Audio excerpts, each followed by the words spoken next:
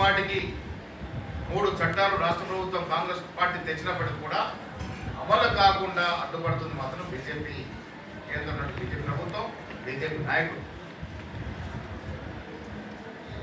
BC ఓటుతో గద్దెనెక్కినటువంటి నాయకులు, బీసీలు అని గొప్పగా చెప్పుకునే నాయకులు ఎందుకు స్పందించట్లేదో నాకైతే అర్థం అవ్వట్లేదు. తెలంగాణ బీసీలు అర్థం చేసుకోవాలి. వీరింకా మేము బీసీ నాయకులు, బీసీ బిడ్డలు చెప్పుకునే అర్హత ఎక్కడదని అడుగుతా ఉన్నాం. బీసీల అంశం వచ్చినప్పుడు బీసీల యొక్క స్థితిగతులు మారడానికి చట్టాలు వస్తే వాటి గురించి కూడా మీరు మాట్లాడకపోతే బీసీ నాయకులు చెప్పుకునే అర్హత ఎక్కడదని అడుగుతా ఉన్నాం. ఇతర 2 అంశాలు.